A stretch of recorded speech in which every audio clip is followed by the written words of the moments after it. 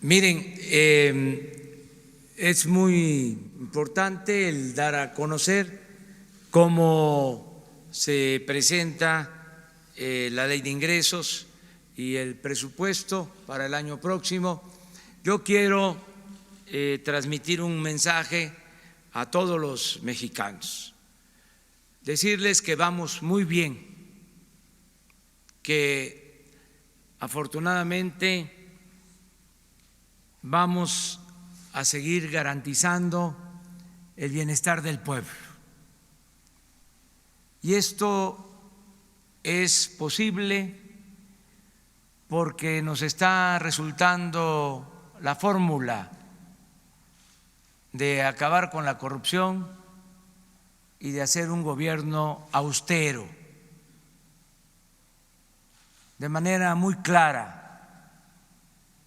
No se permite la corrupción y esto ha significado ahorros muy importantes.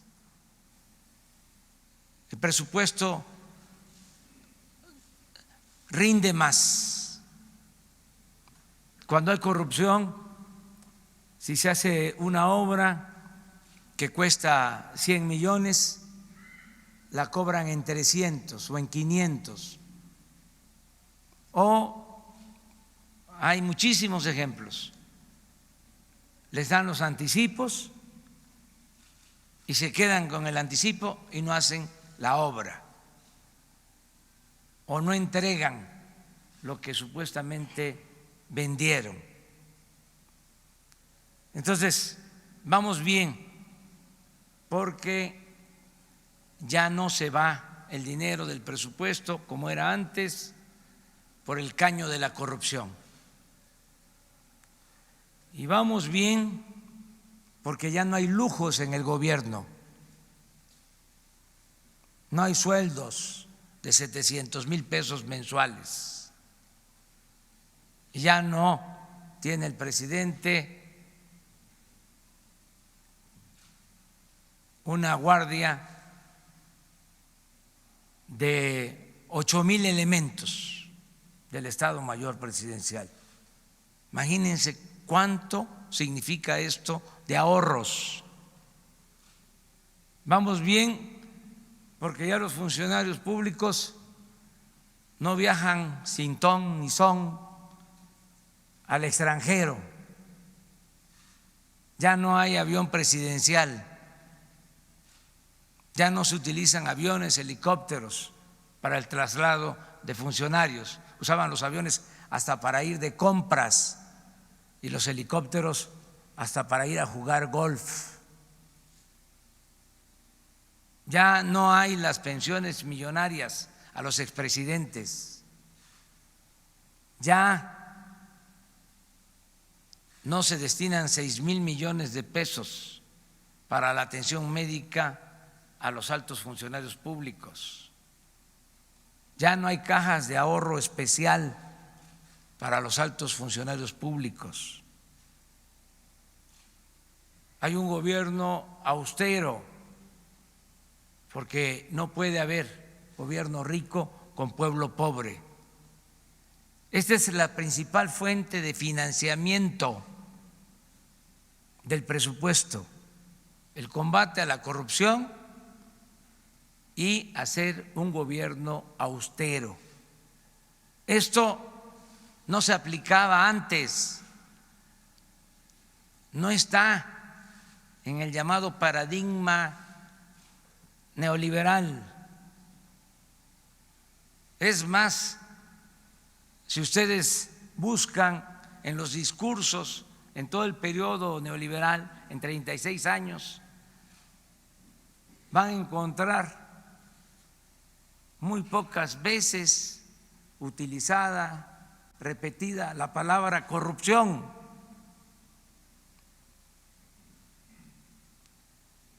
Todo lo que aparecía en el discurso tenía que ver con políticas públicas y con reformas estructurales y la agenda dictada desde el extranjero, que no obedecía a nuestra realidad. Por eso que le transmito, que les digo a todos los mexicanos, de manera muy especial a la gente humilde, a la gente pobre, que están garantizados sus apoyos, que todos los adultos mayores van a estar recibiendo día con día, permanentemente, su pensión, que todos los discapacitados, pobres, de manera especial niñas y niños, su pensión está garantizado para finales de año y para todo el año próximo. La pensión a adultos mayores, mañana les vamos a explicar cómo va el programa, porque lo acordamos a nivel nacional. ¿Cómo va el programa de la pensión a los adultos mayores?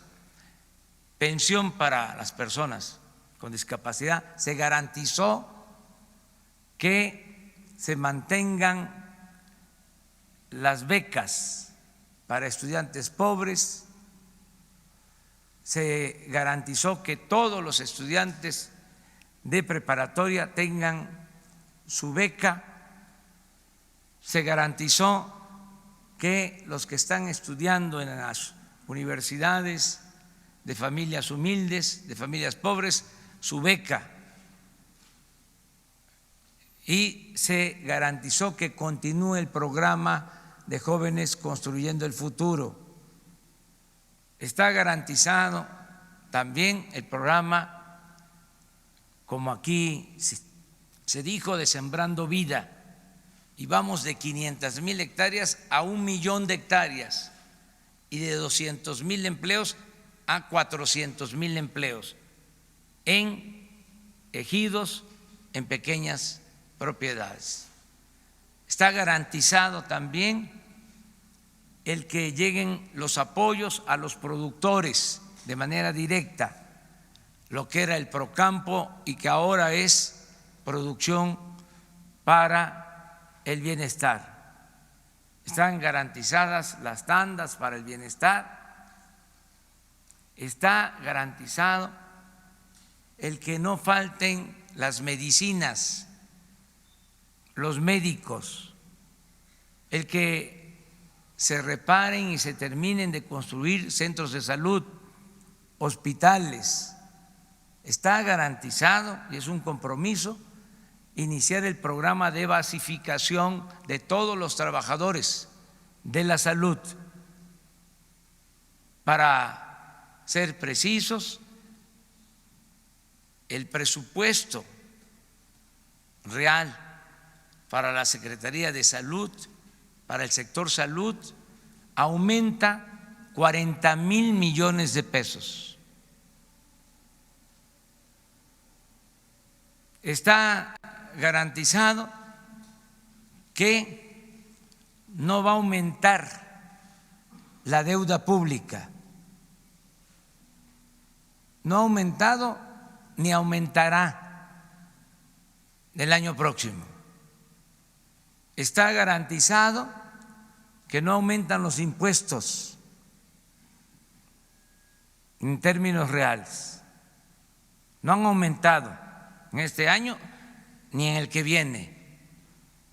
Está garantizado que no van a aumentar los precios de las gasolinas, del diésel, del gas y de la luz este año y el próximo en términos reales.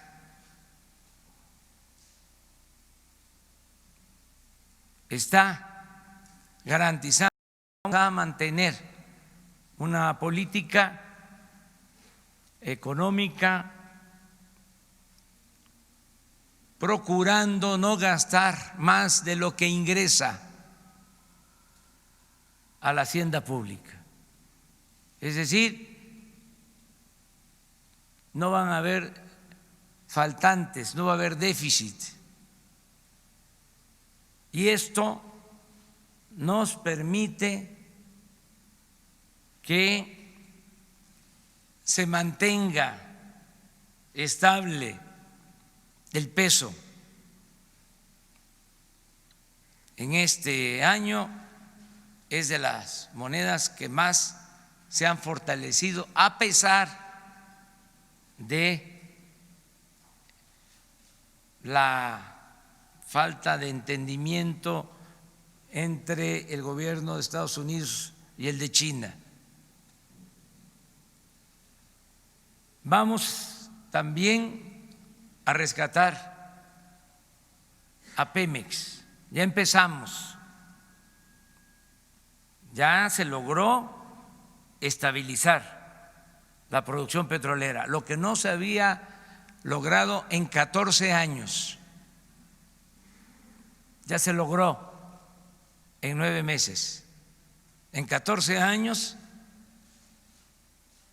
de manera permanente, caía la producción de petróleo. Así nos dejaron. La situación en Pemex de disminución permanente, constante en la producción. Se estabilizó y ya empezamos a crecer en producción. Nada más para que no se olvide, porque hay mucha amnesia. Y aquí abro un paréntesis para decir que todavía estoy esperando que ofrezcan disculpas los que llevaron a cabo y apoyaron la llamada reforma energética engañando de que iba a aumentar la producción de petróleo.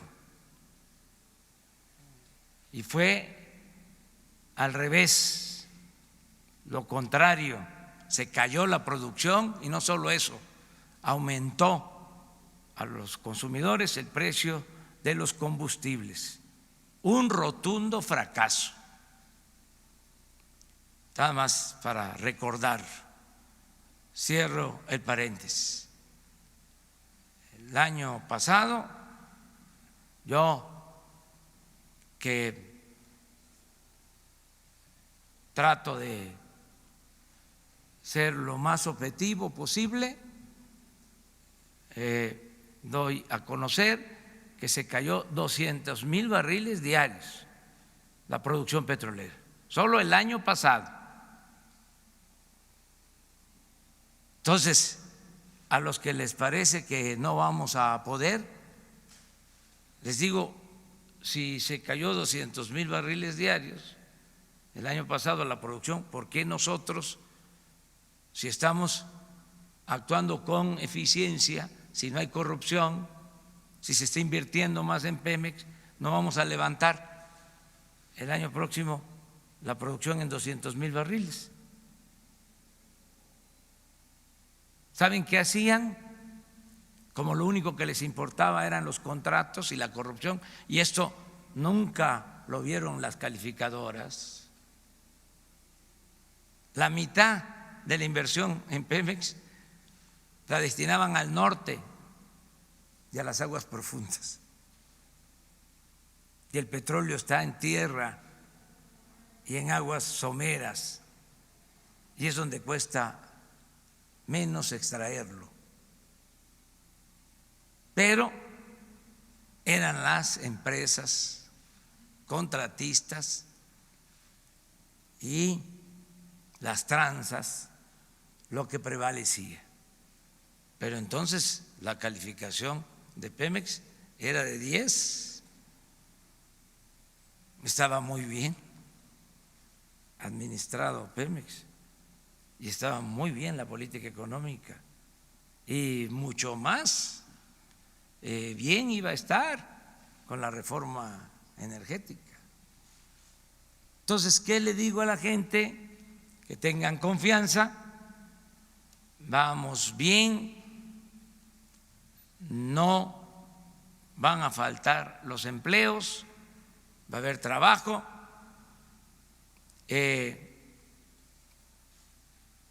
se va a buscar que haya empleo pleno, que ningún mexicano se quede sin la oportunidad de trabajar. Ese es el ideal que queremos convertir en realidad. Y que sean cada vez mejores los salarios. Es para mí un timbre de orgullo poder decir que en 36 años aumentó el salario mínimo como nunca había sucedido, en 36 años. Y esto tuvo un efecto importante en todo lo que fue el aumento del salario. Este año es el mejor salario en promedio en muchas décadas, de acuerdo a los datos del Seguro Social, de los inscritos en el Seguro Social. Entonces vamos bien, de buenas. Tenemos desde luego que seguir trabajando, no aflojar el paso, y estoy muy satisfecho con el trabajo que está haciendo el equipo de la Secretaría de Hacienda, encabezado por Arturo Herrera. Son muy buenos servidores públicos, pero la clave está, lo mero principal es no permitir la corrupción y no permitir los lujos en el gobierno, el gasto superfluo. Había un gobierno mantenido y bueno para nada. ¿Dónde están los ahorros? O si hay reducción del presupuesto, claro. Imagínense cuántos lujos había. Nada más, ahora que se va a vender el avión presidencial, ya no se contemplaron 500 millones de dólares que se tienen que pagar anualmente por el avión, y eso ya no se va a gastar porque se va a vender el avión, pero no solo el avión presidencial, 72 aviones y helicópteros, y no pasa nada. Acabo de estar el fin de semana en Tamaulipas y llego a San Carlos y evidentemente acababan de tapar los baches de toda la carretera. Cuando estoy con la gente les digo, va a llevar tiempo que se vayan cambiando malos hábitos, porque esto es un proceso.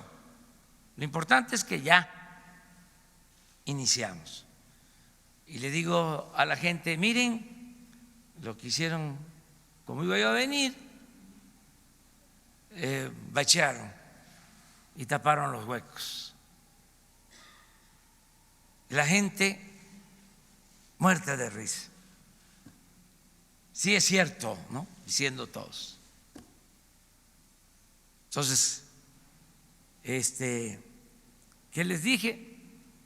Pues ahora voy a venir más seguido, porque si no vengo, ni siquiera tapan los baches.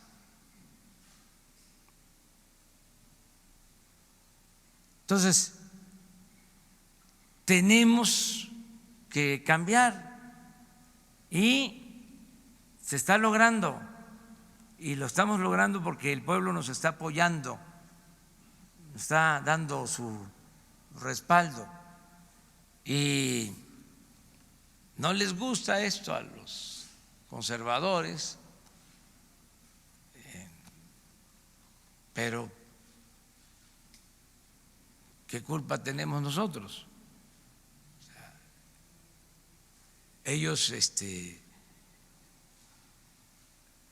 dominaron por lo menos en los últimos 36 años. Ahí están los datos. Llevaron al país a una de las peores crisis en la historia y sin duda es el periodo de más corrupción que ha habido en toda la historia de México. El saqueo de los últimos 36 años. Y es increíble cómo todavía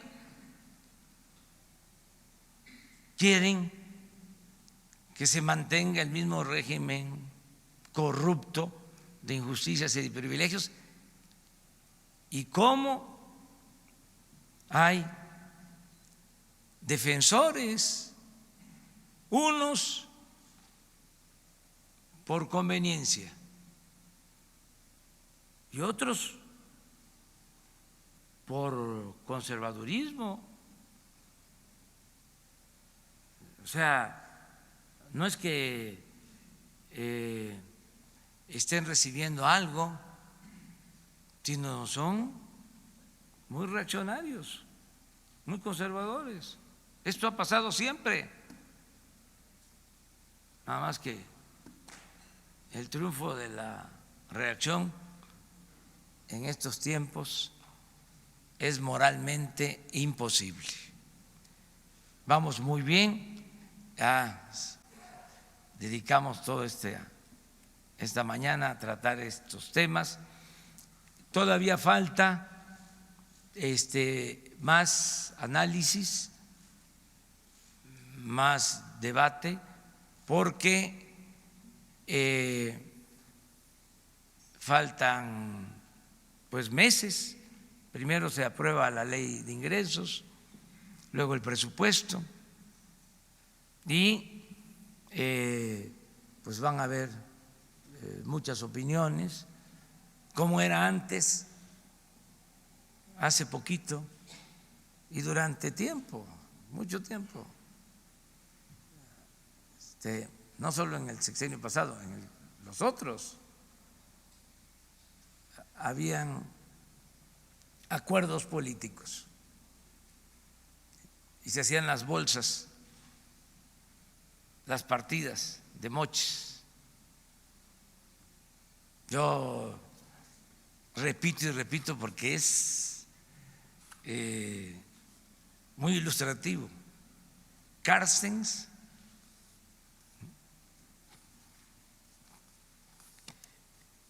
resultó un maestro de la política,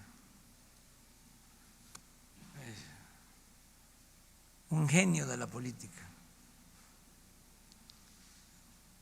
3 años que fue secretario de Hacienda, sacó el presupuesto por unanimidad. A ver, Arturo, tenga para que aprenda. ¿Saben cómo le hacía? A todos les repartía, porque no les importaba tener un presupuesto como instrumento de desarrollo. Les importaba salir adelante, porque la función del gobierno era facilitar la privatización, el traslado de bienes públicos, de bienes de la nación a particulares. Esa era la esencia del gobierno. A eso se dedicaba. Eran oficinas de contratación o para la entrega de convenios a particulares. Entonces, a todos les daban, pero el presupuesto no se utilizaba para el desarrollo y para el bienestar de la gente, porque suponían, fíjense, de que si el gobierno les daba facilidades a los inversionistas, entonces iba a haber crecimiento económico, y si llovía fuerte arriba, goteaba abajo. Entonces, ¿para qué se utilizaba el presupuesto? ¿Para qué el Estado? Lo que se tenía que hacer, como en el Porfiriato, era concesionar, dar subvenciones a particulares, y así el mercado iba a hacer posible que se crearan empleos, que hubiera trabajo, que hubiera bienestar. Me acuerdo cómo repetían aquello de que en vez de darle un pescado, enséñalos a pescar. Pero ¿de dónde van a agarrar los pobres pescado? Aunque sepan pescar. Pero esa era la concepción, como si la riqueza fuese contagiosa, ¿no? Y de esa manera llegaba a todos. Bueno, por eso se entregaban las bolsas a las organizaciones campesinas, de la sociedad civil, de las llamadas organizaciones no gubernamentales, y a los sectores. Ahora ya no hay eso. Ya se envió la ley de ingresos, el proyecto, el presupuesto, los legisladores libremente deciden, nosotros cumplimos. Nada de, a ver, ¿quieres mis votos? ¿Qué vas a dar? Ya no. Ya no queremos que la Cámara de Diputados sea un tianguis. Ya que cada quien decida, y garantizar lo más importante, que le llegue el presupuesto a la gente. La verdad que quisiéramos que les llegara más, pero tenemos gastos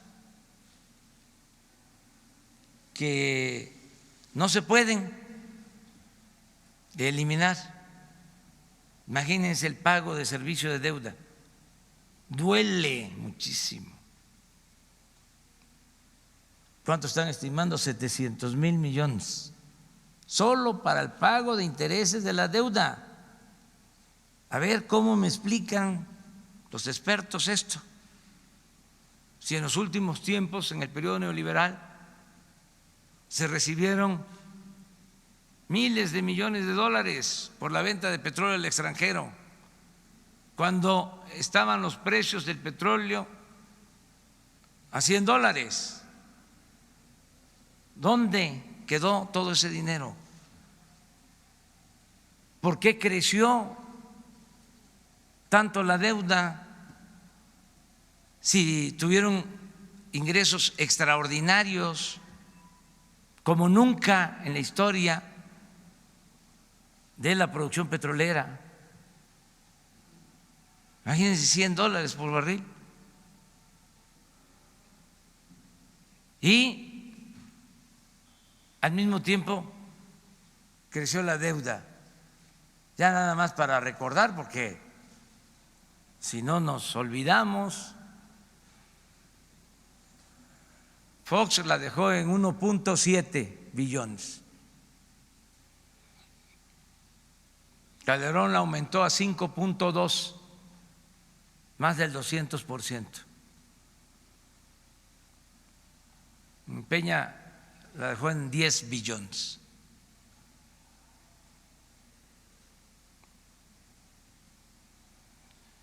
Entonces, ¿cuál es la diferencia? Que en términos reales no aumenta la deuda en este año y en el que viene. Y estamos haciendo un gran esfuerzo para lograr esto. Por eso la clave está en acabar con la corrupción, porque era muchísimo el saqueo.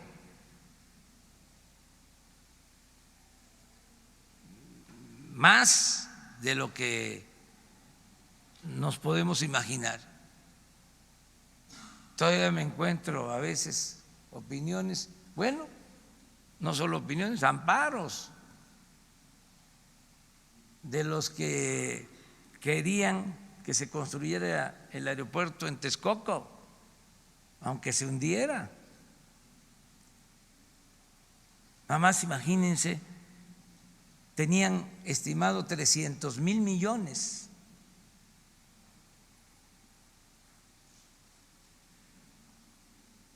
Si nos iba o si se comportaba como el tren de Toluca, que empezó en 30,000 y va a costar 90,000, pues quiere decir que el aeropuerto de 300,000 iba a pasar a 900,000. Pero como íbamos a cuidar que eso no sucediera, pues de todas maneras, por compromisos, una obra de 300,000 millones, ¿cuánto nos va a costar? Aún pagando los bonos, los contratos que se tenían, 150,000 millones. Yo digo, ahorro 100,000, pero al final vamos a aumentar el ahorro y vamos a tener resuelto lo del aeropuerto, y mucho mejor. Fíjense cómo se les olvidaba de que para hacer ese aeropuerto iban a cerrar el actual aeropuerto y el de Santa Lucía. Y en el actual aeropuerto, pues se construyó hace 4 años el hangar presidencial, que costó 1,000 millones de pesos, y todo eso a la basura. Bueno, pero la Terminal 2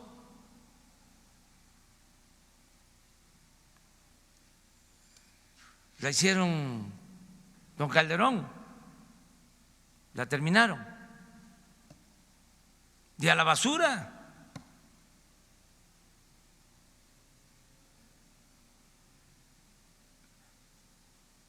Entonces, sí va a costar un poco de tiempo, pero vamos a seguir nosotros insistiendo de que estos absurdos no.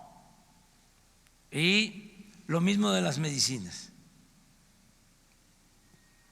porque hay campaña, porque era un monopolio, 3 empresas vendían el 70% de toda la medicina al gobierno a precios elevadísimos. Ustedes saben que si se consideraban de 1,200 marcas, les llaman claves de medicina, 1,200. Resultaba de que se convocaba una licitación y de las 1,200 solo había abasto para 500 claves, 700 no había. Entonces esas 700 se compraban, ¿sí?, sin licitación y al doble o al triple de lo que costaban las medicinas. Yo preguntando, bueno, ¿y por qué nada más 3 empresas? Porque me dicen los que todavía tienen esa influencia y están en el gobierno, porque estaban metidos aquí. O sea, el gobierno estaba tomado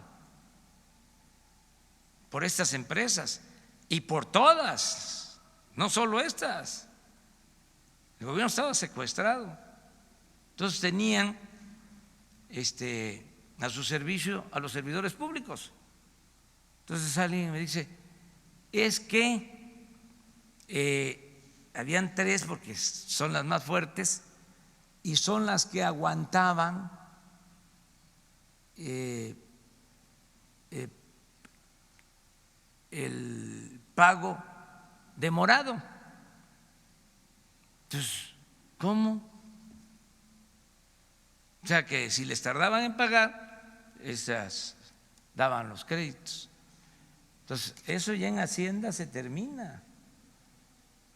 ¿Qué demorar pago ni nada?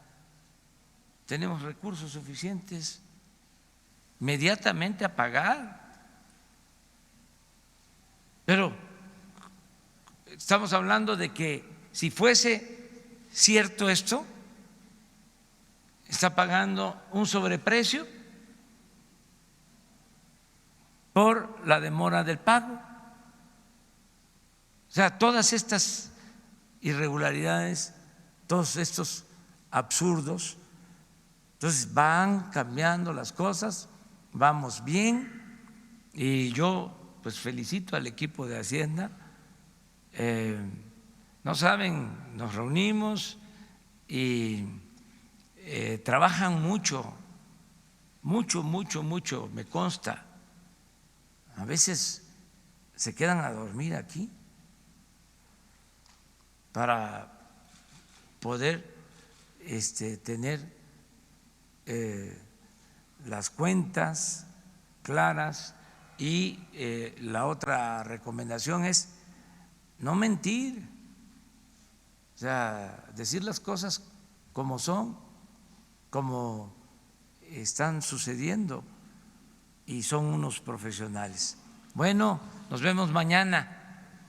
Muchísimas gracias.